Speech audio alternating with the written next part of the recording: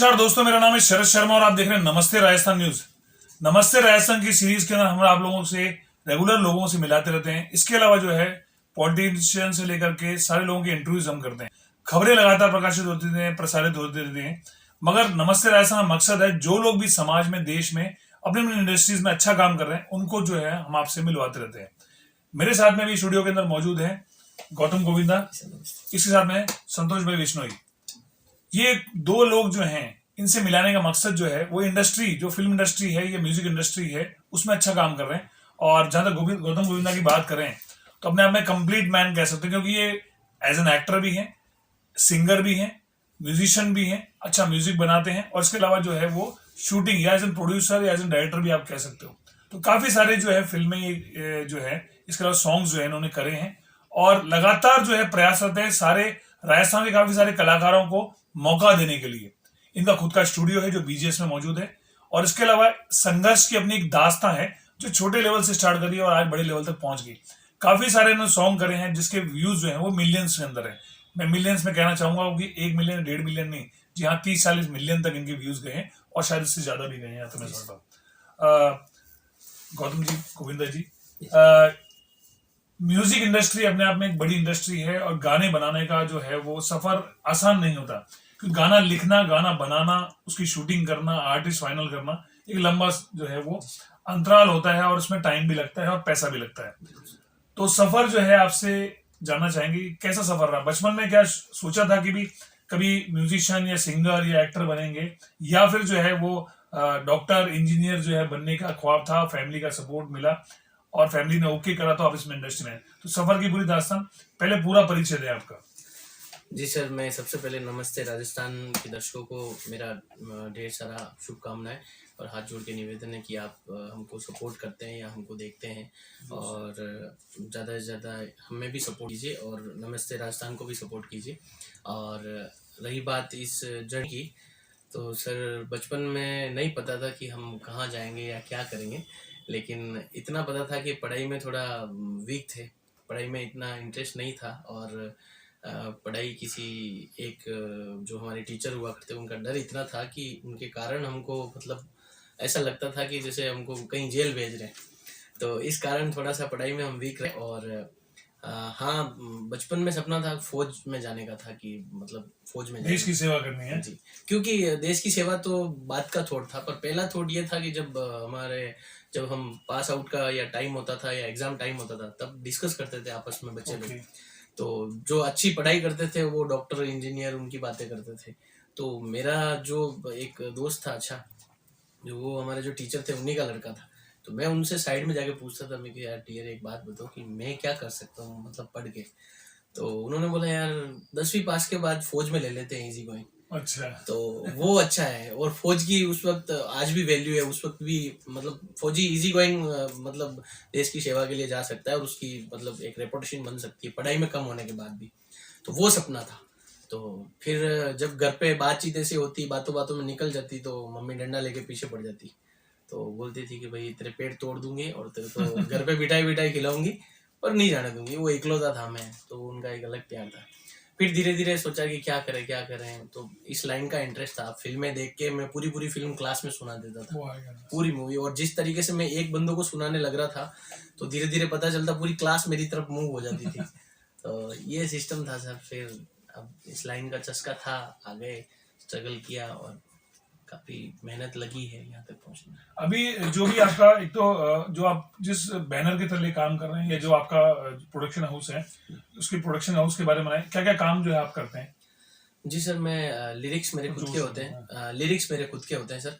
और लगभग लिरिक्स में मेरे लिरिक्स पे काम करता हूँ और म्यूजिक मेरा खुद का होता है, सिंगर मैं खुद होता हूँ, एक्टर मैं खुद होता हूँ और डायरेक्टर मैं खुद होता हूँ। और लगभग कंपनी भी मेरी होती है बाहर से। क्या नाम से कंपनी? वाव राजस्थान, WOW वाव राजस्थान के नाम। वाव राजस्थान के नाम से आपका खुद का यूट्यूब चैनल है? जी, उस पे 3.5 लाख के लमसम सब्सक्राइबर है और काफी अच्छा लोगों का प्यार मिलता है। और हम इसी जज्बे के साथ हम लोग और भाई संतोष भाई हम दोनों मिल के करते हैं। आपको क्या लगता है, जैसे राजस्थान फिल्म इंडस्ट्री का एक समय बहुत अच्छा था और काफी अच्छा जो है काम होता था, लोग बोलते ब्लैक में टिकट भी लेते थे, बीच में कुछ चीजें डाउन आने लगी और अब जो है काफी यूट्यूबर्स आ गए हैं, काफी फिल्में भी आने चलोगी और अभी हमारी तनुज व्यासी जी कल बात हुई तो स्टेज राजस्थानी ऐप भी जो है उसमें आ रहा है और राजस्थानी फिल्म को प्रमोट कर रहे हैं, मतलब वो पैसा भी दे रहे हैं, स्टेज ऐप जो है वो पैसा भी दे रही है और इसके अलावा जो है फिल्में परचेज भी कर रही है। तो काफी सारे अभी आने टाइम में म्यूजिक भी बनाएंगे, गानों में जाएंगे, तो राजस्थान की तरफ रुझान बढ़ा है। हालांकि राजस्थानी फिल्मों में राजस्थान जरूर दिखा था, लेकिन राजस्थानी फिल्मों की या राजस्थान के लोगों की या राजस्थानी कलाकारों की स्थिति जो है वो बीच में काफी खराब रही है। तो एक आप लोग जैसे फिल्म बनाते हैं या गाना बना रहे हैं तो एक थोड़ा सा सपोर्ट भी राजस्थान के कलाकारों को रहता है, तो कैसा आपको लगता है कि भी राजस्थान के कलाकारों की स्थिति अभी क्या चल रही है और आने टाइम में राजस्थान के जो म्यूजिक इंडस्ट्री या फिल्म इंडस्ट्री के भविष्य है? सर इसके बारे में मैं यही कहना चाहूँगा कि जो राजस्थानी जो कलाकार है, राजस्थानी जो आर्टिस्ट है, वो उनकी अगर देखा जाए तो वो अपने खुद की वजह से ही पीछे हैं। अच्छा।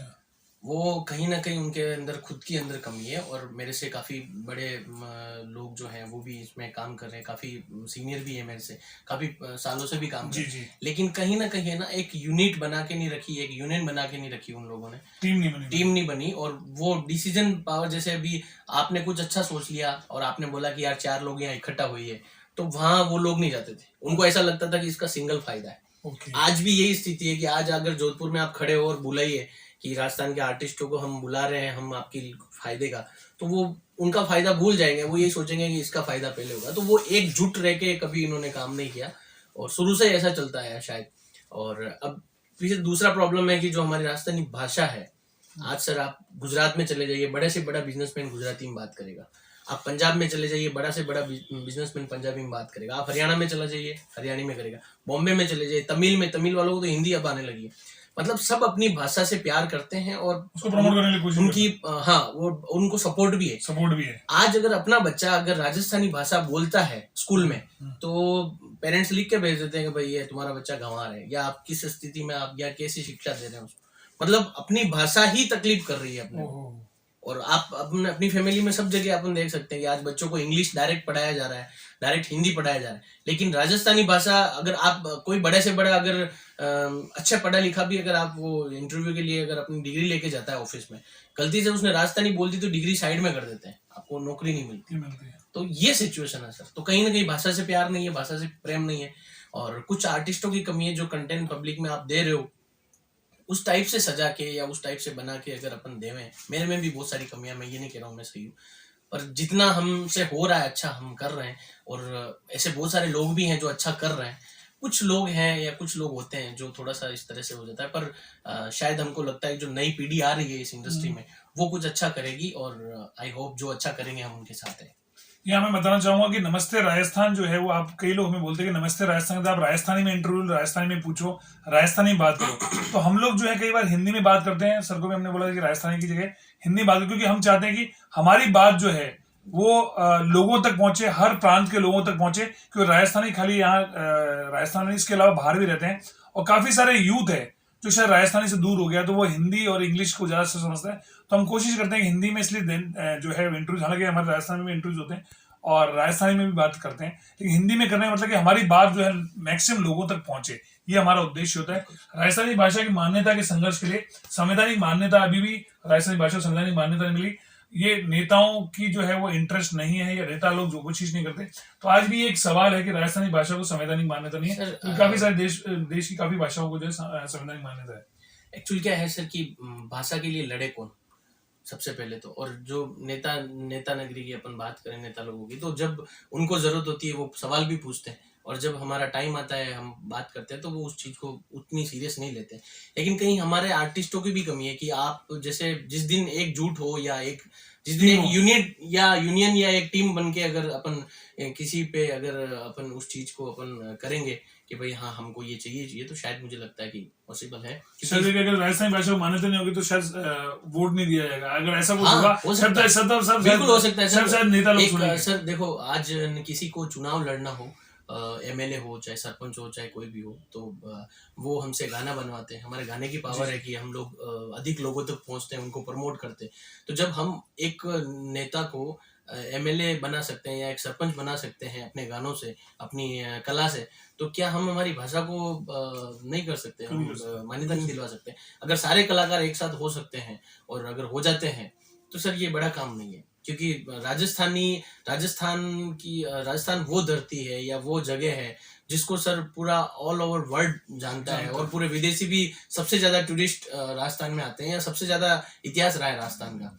और सर हम उस जगह से आते हैं, उस मिट्टी से आते हैं, तो ये हमारे लिए बहुत शर्म की बात है और बहुत अच्छी बात भी है। शर्म की बात इसलिए कहूंगा कि सर राजस्थान के होते हुए हम हमारी भाषा को प्रमोट नहीं कर सकते, हम हमारी भाषा को अच्छे से नहीं बोल सकते। और शर्म की बात यह है, और अच्छी बात यह है कि राजस्थान का वो इतिहास रहा है कि जिसको पूरा ऑल ओवर वर्ल्ड मानता है, और इतने बड़े बड़े शूरवीर रहे हैं, देवताओं की धरती कहा जाता है सर। तो वो कहीं ना कहीं ऐसा फील होता है कि इस भाषा को थोड़ा कुछ करना चाहिए और सभी लोगों को मिलकर करना चाहिए। राजस्थान के लोग जो है उनसे निवेदन, नमस्ते राजस्थान मंच के माध्यम से, कि राजस्थानी भाषा की मान्यता के संघर्ष के अंदर आप जिस भी रूप में आप सहयोग कर सकें या जिस भी रूप में एक पार्ट हो सकें, तो शायद संवैधानिक मान्यता के लिए जो है संघर्ष चल रहा है उसमें आप अपना योगदान दें। ये नमस्ते राजस्थान मंच के माध्यम से हम निवेदन करते हैं, हाथ जोड़ के आपसे निवेदन करते हैं। सर अभी बताएं, आपसे काफी सारा समय निकाला आपने, स्ट्रगल रहा, सब चीज रही, स्ट्रगल की भी बात करेंगे आपसे, लेकिन अभी तक कितने गाने आपने बनाए हैं और कौन कौन से जो है अभी म्यूजिक एल्बम जो है काफी कितने व्यूज उस पे आए हैं? सर लगभग अभी मेरे 2 से 3 हज़ार के लगभग सॉन्ग मेरे यूट्यूब प्लेटफॉर्म अलग अलग कंपनियों में है जी। 2 से 3 हज़ार, जिसमें मैंने अलग अलग काम किया है। किसी में मेरे लिरिक्स होंगे, या किसी में मैंने सिंगिंग की होगी, या किसी में मैंने एक्टिंग किया होगा, डायरेक्शन किया होगा, ऐसा। तो अलग अलग कंपनियों में 2 से 3 हज़ार के लमसम मेरे गाने यूट्यूब प्लेटफॉर्म पे हैं। और आपके चैनल पे? मेरे चैनल पे कम से कम तो भी शायद 15 से 20 गाने होंगे जी। लेकिन थोड़ी जो YouTube की जो गणित बोलते हैं ना, उसमें थोड़ा सा अच्छा है कि लगभग गाने चलते हैं, लोग फॉलो भी करते हैं। और एक गाना किया था इससे पहले, जो दौड़ जो सर जहाँ जो कर रहे थे वैसे ही कर रहे थे हम लोग, बना बनी लव सॉन्ग ऐसा कर रहे थे। एक गाना किया लॉकडाउन के अंदर, ऐसे दिमाग में आया था, शूटर, थारा प्यार में जान शूटर बन गया। तो वो लॉकडाउन में एक गाना था, जो वो गाना क्लिक कर गया और काफ़ी हिट हुआ वो गाना, सब जगह चला। और उसके माध्यम से फिर एक जोन बन गया मेरा कि अब जो गैंगस्टर या इस टाइप के जो गाने होते हैं, उस टाइप के गाने मेरे चल रहे हैं, तो उसी पे हम काम करते हैं। मैं कितने व्यूज है इस पे? उस पे सर ऑल ओवर अगर यूट्यूब की बात करें तो 100 मिलियन क्रॉस है, और मेरे खुद के निजी चैनल पे 32 मिलियन है सर। ओके जी। अभी जैसे गाने की बात करें तो कुछ हमारे दर्शकों को भी कुछ गाना आपको 2 लाइन सुना के। बिल्कुल सर, मैं शूटर ही सुनाना चाहूंगा जी। ओ थारी सोगन गणा में बदल गया, थारा प्यार माई जान शूटर बन गया, रे तू तो छोड़ काम धंधा ये बिगड़ गया, थारा चक्रा में चोरी शूटर बन गया। ये गाना सर जो ये रील्स पे भी काफी वायरल हुआ था, और रील्स करीबन इस पे 6 से 7 लाख रील्स बनी है इंस्टाग्राम पे, और अच्छे अच्छे जो क्रिएटर्स हैं जिनके मिलियन में फॉलोवर हैं उन लोगों ने बनाई है, और उनका प्यार और आशीर्वाद हमें। और भी गाना एक दो और आप सुनाए तो। हाँ, अभी लेटेस्ट 5 महीने पहले एक जेल सॉन्ग है जो ट्रेंडिंग हुआ था जी। हो बिन मतलब के केस लाग गया जिंदगी झंडिया होगी, हो बिन मतलब के केस लाग गया जिंदगी झंडिया होगी, मारी जाना ये थारा ये चक्रा में जेल होगी। इस पे भी सर काफी रील्स बन गई है, 3.5-4 लाख के लमसम रील्स बनी है, इंस्टाग्राम पे भी ट्रेंड किया था गाना। ये है, इसके अलावा काफी सारे ऐसे सॉन्ग हैं सर जो हम कर लेते हैं और चल रहा है। अच्छा, जैसे अभी आपने बताया पूरा सफर आसान नहीं था, स्टार्ट से लेके कहते हैं ना, हर कलाकार का जो है वो सफर आसान नहीं होता, क्योंकि एक जनरल ट्रेंड बना हुआ है कि भी क्या बनना चाहते हो, बोले डॉक्टर बनना चाहते हैं, इंजीनियर बनना चाहते हैं, उसके लिए सपोर्ट होता है हर जगह से, वो हरी झंडी मिलती है, भले आप ननिहाल कह लो, दरियाल कह लो, सब तरह सपोर्ट मिलता है, लड़का डॉक्टर बन रहा है, इंजीनियर बन रहा है। लेकिन आप बोलते हो कलाकार बन रहा है, रैपर बन रहा है, सिंगर बन रहा है, एक्टर बन रहा है, तो शायद सबकी भवें थोड़ी, ये एक्सप्रेशन, फेस एक्सप्रेशन थोड़े अजीब से रहते हैं, क्वेश्चनिंग वाले रहते हैं, या फिर जो है वो थोड़े डाउटफुल रहते हैं। तो क्या आपके परिवार के अंदर या घर में या बचपन से लेके आप जब इस लाइन में आए तो तकलीफें रही? बहुत ज्यादा सर तकलीफ। में परिवार का अगर कहूँ तो मैं एक लड़की था।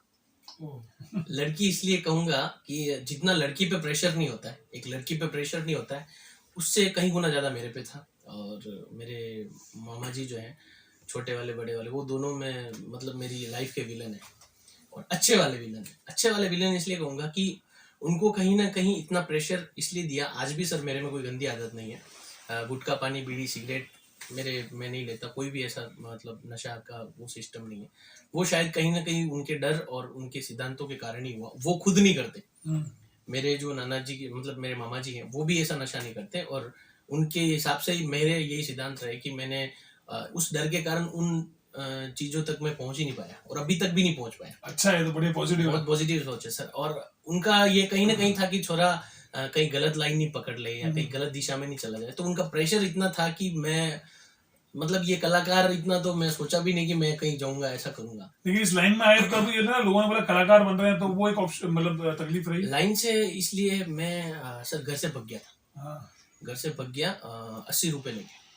80 रुपये लेके मैं जब भिलवाड़ा से, बेसिकली भिलवाड़ा से हूँ मैं, 80 रुपये लेके मैं जब घर से गया तो पैदल पैदल रोड तक, हाईवे तक पहुंचा। हाईवे से एक ट्रक आया, उसमें बैठा, और बैठ के उस ट्रक का मुझे पता नहीं वो कहाँ जाएगा। मैंने पूछा कि ये कहाँ तक जाएगा। उसने बोला कि यार आपको कहाँ जाना है। मैं घर से भग गया हूँ, मुझे आप कहाँ तक पहुँचा सकते हो। बोला विजयनगर तक पहुँचा सकता हूँ। तो विजयनगर तक वो उसने ट्रक वाले ने मेरे को छोड़ा। हाँ, छोड़ ट्रक वाले ने बोला यहाँ से बस आएगी अगर तेरे को जहाँ जाना है। तो मैं क्यों आगे कहाँ जाएगा, उनको जयपुर अच्छी सिटी है। तो उसने बोला ठीक है यहीं से बस आएगी। तो उसने मेरे को विजयनगर चौराहे पे उतार दिया था। विजयनगर चौराहे से एक रोडवेज बस आई जो खचाखच भरी हुई थी। मैं उसके अंदर चढ़ गया। स्टार्टिंग से लेके धक्के खाते खाते पीछे तक चला गया। जयपुर तक मुझे जगह नहीं मिली, और खड़ा खड़ा ही जयपुर तक पहुंचा विजयनगर से। पैर वैर भी दुखने लग गए। जेब में कोई टिकट विट पता नहीं क्या था, मेरे दिमाग से निकल गया, लेकिन मुझे इतना सा पता था कि 40-50 रुपए मेरी जेब में बचे थे उस वक्त। तो जैसे ही मैं बस वाले ने पूछा कि कहाँ जाओगे, तो अब मेरा जगह कोई फिक्स नहीं था। तो मैंने बोला सर जयपुर जाना है। अरे तो जयपुर में कहाँ उतरना भाई, जयपुर बहुत बड़ा है। तो मैंने बोला सर इसका आखिरी स्टॉपेज जहाँ हो आप वहीं उतार दीजिएगा मेरे। तो पूरा जब बस खाली हुई लास्ट में उसने बोला भाई यहाँ उतर जा। कितने साल के थे उस समय आप? शायद सर मुझे इतना मोटा मोटी आइडिया नहीं है, पर हाँ ये 10 से 15 साल के बीच में होगा सर। तो फिर सर वो वहाँ पे उसने उतारा। अब उतरते पहले मैंने दिमाग दौड़ा कि बेटा 50 रुपए है जेब में, और सिर्फ आज ही खा सकता है तू इसको, गाड़ी की खर्चा। हाँ, बाकी मतलब कल उठ के क्या करेगा। तो सर मैं जैसे ही उतरा ना, उतरते पहले सामने दुकानें थी, तो मैं वहां से जॉब मांगने चालू हो गया। तो हर दुकान पे गया मैं, सर मैं पढ़ा लिखा हूँ, 8वीं करी है मैंने, और मेरे को काम चाहिए। तो अनजान ऐसे कोई रखता भी नहीं है कि यार कोई चोर चोरी करके भग जाए, ऐसा कोई विश्वास ही नहीं, बिलीव नहीं करता। तो सर रेगुलर मैंने 6-7 दुकानें करी, किसी पे मेरे को जॉब नहीं दी। फिर फाइनली परेशान होके एक ढाबा था जो एक ठेला होता है चाय का ठेला टाइप, और उस पे वो क्या कि सबसे सस्ती रोटी देते थे, रोटी सब्जी वो। तो वहां पे क्या कि लोग आते जाते थे, और मेरे को भीड़ दिखी, तो मैं क्या एक चाय तो पी लेते हैं। मैं गया, शाम के करीबन 5-6 बज गए थे। मैं जैसे ही उनके पास गया और मैंने उनसे पूछा, मैं कि सर मैं घर से भाग के आया हूँ और मुझे कोई जॉब पे नहीं रख रहा, आपके अगर हाँ अगर आपको जरूरत है तो आप रख लीजिए। तो बोले यार ठीक है, पढ़ा लिखा है। मैं क्या हाँ 8वीं पास हूँ। बोले ठीक है ओके, तो तेरे को थोड़ा बहुत लिखना वगैरह। मैं क्या हो सब, बाकी तो मैं बोलने में परफेक्ट हूँ। बोले ठीक है ओके, तो वहाँ लग जा। उनको बात वो देना, मतलब तुरंत ही काम पे लगा दिया, मैं खुश हो गया। तो मैं रोटी वोटी देने लग गया, ऑर्डर लेने लग गया। ऐसा मुझे कुल मिला के मैं टेंशन फ्री हो गया कि खाना मिल गया, हाँ, और रहना हो गया। मैं आज रात 2-4 रात 5 रात मैं निकाल सकता हूँ। मैं पीछे का सब सिस्टम भूल गया था कि पीछे क्या हो रहा होगा या फिर पीछे क्या सोच रहे होंगे। हाँ, पीछे मैं 2 दिन निकले। तीसरे दिन मेरे को ऐसा लगा कि यार मैं घर पे बता तो दूँ। इधर मेरे पीछे जो मामा जी थे वो बहुत परेशान हुए, और मेरी मम्मी मरने की स्थिति में आ गई, मेरी मौसियाँ वगैरह, मतलब मेरे को पूरा परिवार, ननियाल पक्ष पूरा मेरे को बहुत अच्छा प्यार करते हैं, और उनके बच्चों से ज्यादा प्यार करते हैं। घर से भागना रीजन कलाकार बनना था? घर से हाँ रीजन था कि मैं कुछ करूं, और प्रेशर इतना था कि मैं ना तो मैं उनकी मतलब वो साथ में ले जाते, साथ में छोड़ते। पढ़ाई में इंटरेस्ट था नहीं, तो पढ़ाई जब करता था तो भी मारते कि जल्दी उठ पढ़। और मैं जल्दी उठ के सुबह 6 बजे ऐसे यूं किताब लेके बैठ रहा हूँ, मुझे नींद आ जाती थी, मैं ऐसे सो जाता था। तो ये कंडीशन थी, तो पढ़ाई का इतना प्रेशर था। तो पढ़ाई से पीछा छुड़ाने के लिए तो मैंने बोला मैं पढ़ाई नहीं करूंगा, मेरे को काम करना। अब जब मैं काम करने लगा, जब लोगों को देखा, तो पूरी की पूरी जिंदगी निकल गई फैक्ट्री में, वो वैसे के वैसे ही वहीं आज भी 10,000 15,000। फिर मैंने सोचा मैं तो फंस गया यार, इधर से भी गया इधर से भी गया, अब मेरे पास कोई ऑप्शन नहीं था। तो ये सोच कर मैं क्यों यार अब इनको मतलब हिम्मत नहीं होती थी, मेरी पूरी फैमिली नहीं बोलती उनके मामा जी के सामने, इतना डर था उनका। तो मेरे पास इसके अलावा कोई ऑप्शन नहीं था। तो 3 दिन निकल गए, पीछे मेरी मम्मी मौसी वगैरह सब पागल हो गए, मेरे मामा पागल होने में आ गए, और थाने में मेरे फोटो और वो बसों पे चिपकाना चालू कर दिया, गुमशुदा अखबार में दे दिया, बहुत भारी मैटर हो गया। और मेरे को आइडिया था नहीं, मैंने 3 दिन बाद है ना, मेरे को नंबर मुंह पे याद है मेरे मामा जी के, आज भी मुझे पता है ऐसा। अभी नंबर बन रहा था सर, मामा जी फोन करेंगे। तो सर वो नंबर याद थे, तो मैंने उनको, मेरे जो सेठ जी थे उनको बोला, मैं सर वो एक फ़ोन करता हूँ, मैं घर पे फ़ोन कर देता हूँ। तो उन्होंने बोला कि ठीक है बात कर लो। मैंने जैसे ही फ़ोन लगाया, बात करी, मैंने बोला हाँ मामा जी मैं गोविंद बोल रहा हूँ, बस इतना सा बोला। और वो मतलब शायद मुझे पता है कि 1 मिनट तक है ना उधर से कोई आवाज़ नहीं, सिर्फ रोने की आवाज़ आई थी। जो मामा जी मेरे बड़े तो डांटते थे हाँ, क्या? वो सिर्फ 1 मिनट तक सिर्फ उनके रोने की आवाज़ थी। फिर इतना सा पूछा कहाँ है तू, मैं बताऊंगा नहीं, आप मार डालोगे मेरे को। उन्होंने बोला बेटा कुछ नहीं बोलूंगा मैं तेरे को, और तेरे को जो करना है तू कर, पर तेरी मम्मी मर जाएगी और हम सब मर जाएंगे, तू एक बार खाली आके है ना शक्ल दिखा के जो जहाँ जाना है वापस चला जाना। मैं क्यों नहीं, तुम लोग मार दोगे मेरे को यार। तो मतलब जिस तरीके से उन्होंने मेरे को जिस तरीके से प्यार से बोला ना, शायद उस प्यार से कभी बात नहीं हुई हमारी। और वो प्यार, और फिर इधर से मम्मी का बात करना, फिर मतलब ऐसा मैं खुद हो गया कि यार मैं, हाँ बहुत डिस्टर्ब हो गया। और सब ऐसे रोने की आवाज, और पूरे मोहल्ले में, मतलब पूरे मोहल्ले वाले बेचारे मतलब 3-4 दिन तक हमारे इधर ही बैठते थे, इतना माहौल हो गया। फिर बड़ी मुश्किल से मैं, ठीक है मामा साहब मैं आ रहा हूँ। उन्होंने बोला मैं आ जाता हूँ तेरे को लेने, मैं कहा नहीं मैं आऊँगा। बोला ठीक है। अब इसके बाद जो मेरे साथ होने वाला है वो आप सोचना सर। उसके बाद जैसे ही मेरा मैंने बोला मेरे को सर अभी मेरे को घर जाना है, तो मेरे सब रो रहे हैं सर ये वो। उन्होंने बोला तेरे को 3-4 दिन तो हुए हैं, तो अभी तो ऐसे जाएगा। मैं बस कपड़े लेके वापस आ जाऊंगा। उसको भी पता है कि गया तो आएगा नहीं। मैं कहा सर 1001 रुपये मिल सकते हैं। बोले पैसे तो नहीं मिलेंगे डियर, तेरे को खाना वाना खिलाया मैंने, 3-4 दिन तेरे निकाले, मेरे से ये 100 रुपये और ले ले। 100 रुपये तो मैंने, वो मेरा एक रिक्शे वाला दोस्त हो गया था, जो साइकिल वाला रिक्शा होता है, तो उसने बोला कि घर जा रहा है। मैं हाँ, तो तू ऐसे जाएगा तो ये 100 रुपये तो तेरे किराए में चल जाएगा, तू ऐसे कर ट्रेन से जा और मैं तेरे को वहां तक छोड़ के आ जाऊंगा। और मैं लाइफ में पहली बार ट्रेन में बैठ रहा हूँ, तो आज से पहले कभी बैठा नहीं, और ट्रेन से मेरे को इसीलिए अभी तक भी डर है। तो मैं क्यों ठीक है। तो मैंने बोला यार ट्रेन में कभी बैठा नहीं, तो बोले यार इजी, बस से भी इजी है। मैंने बोला ठीक है ओके। उसने मेरे को ट्रेन तक वहाँ प्लेटफॉर्म तक पहुँचाया, स्टेशन तक। मैं वहाँ से बोले टिकट लेके बैठ जाना। मैंने ठीक है। मैं गया टिकट खिड़की पे, मैंने बोला भिलवाड़ा, तो उसने मेरे को टिकट काट के दे दिया और बता दिया कि ये इतने प्लेटफॉर्म पे आएगी। मैं उधर चला गया जाके, और पहली बार बैठा हूँ तो पास में खड़ा था। मैं उससे पूछा मैं क्यों सर भिलवाड़ा के लिए ट्रेन, तो बोले इधर मुंह करो उधर आएगी। तो मेरा मुंह उधर था, तो बोला ठीक है। एक साथ में और बैठा था, बोले कि मैं जिसमें बैठूँ उसमें बैठ जाना। पहली बार मतलब पहली बार बैठ रहा हूँ मैं, हाँ मैं जिसमें बैठूँ बैठ जाना ठीक है। तो मुझे ऐसा लगता था कि, मुझे लगा था कि भाई ये जहाँ मतलब ये बैठ रहे मतलब बिंदास है, मतलब इन्हीं को जाना होगा। वो जिसमें बैठे मैं बैठ गया, जगह नहीं थी पास में, मैं इधर उधर कहीं बैठ गया और बैठा। और वो ट्रेन मुझे अजमेर से चेंज करनी थी। अच्छा। और मैंने तो देखा ये सीधा भिलवाड़ा आएगी, भिलवाड़ा का स्टेशन लिखा होगा, मैं पढ़ लूंगा और उतर जाऊंगा, ऐसा सिस्टम हुआ। पर ऐसा हुआ नहीं। भिलवाड़ा और मारवाड़ जंक्शन से पहले अजमेर और मारवाड़ जंक्शन के बीच में टीटी आया। टीटी आके बोले टिकट, बोले ये सर। टिकट पकड़ा, टिकट कहाँ जाना है, मेरे को भिलवाड़ा। बोले तो बॉम्बे जा रही है, बांद्रा जा रही है ट्रेन। और मेरे को ऐसे कैसे जा रही है, बोले ये तो जैसे रोज जाती है वैसे जा रही है। अरे मेरे को सर मेरे को तो भिलवाड़ा जाना है। तो बोले ये ट्रेन तेरे हिसाब से थोड़ी चलती है, कहाँ जाना है सर। सर मेरे को सर भिलवाड़ा ही जाना है। तो बोले 300 रुपये फाइन चार्ज है, और ये अजमेर से चेंज करनी थी। मैं सर मेरे को तो बोला ही नहीं। तो बोले ये तेरे को बोलने के, उसने बोला सर कि ट्रेन तेरे हिसाब से थोड़ी चलेगी। मैं डिस्टर्ब हुआ, मैं यार सर मैं ऐसा मतलब गलती हो गई है। बोले नहीं नहीं चोर है साला, डायरेक्ट चोरी की बात। अरे मैं क्यों सर मैं चोर नहीं हूँ, मैं बड़ी मुश्किल से। तो बोला नहीं पैसे दे या फिर मैं तेरे को यहाँ अभी जो रेलवे पुलिस है मैं उनको फ़ोन करता हूँ। मैं क्यों सर मेरे पास पैसे नहीं है। तो उन्होंने वाकई फ़ोन कर दिया था उसको, फ़ोन कर दिया। तो आगे पुलिस वाले जैसे ही आए, वो पुलिस वाले को बुला लिया। पुलिस वाला आए, मेरे को पकड़ के चौकी में अंदर। और पहली बार में पुलिस थाना ये सब चीज़ें पहली बार हो रही है मेरे साथ। अब मेरी बहुत ज़ोरदार डर वाला मतलब बहुत मामला हो गया। वो अंदर जाके बैठा, उसने ये चाटा मारा खींच के पुलिस वाला, साला साला वो जेब कतरा ये वो।